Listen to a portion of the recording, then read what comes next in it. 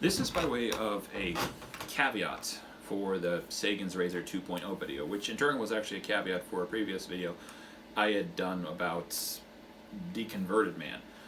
I'll try to tag him, actually. In the Sagan's Razor 2.0 video, I was talking about... so the Razor would go like extraordinary claims, extraordinary evidence.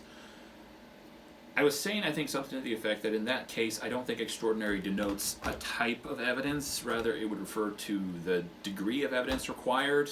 And I think in addition to that, whether or not that's correct, I don't know, because Carl Sagan didn't exactly explain what he meant.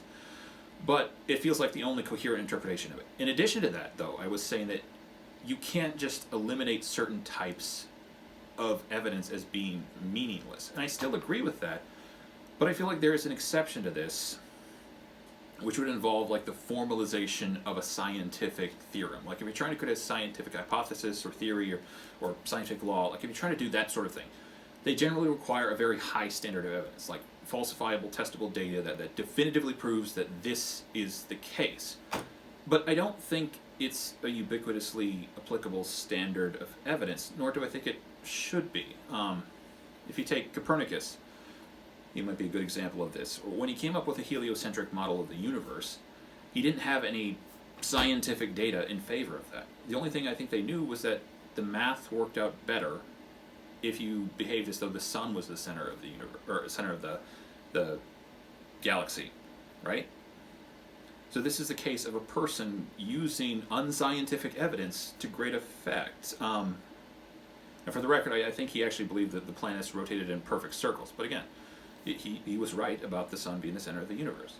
It feels like on an everyday basis, like the things we're talking about, they're not scientific theorems, they're beliefs, they're positions we hold for whatever reason. So to apply this like scientific standard of evidence to everyday stuff, I have to think like it borders on like monomaniacal skepticism or something. Like there was a case that I think Richard Dawkins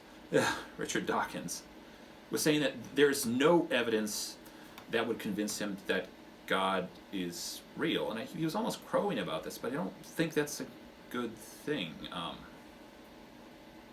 Anyways, thanks for watching. If you liked the video, please press the like button, subscribe, and leave a comment if you want to. And if you're into stories or stuff like that, you can check out my Patreon. Alright, bye.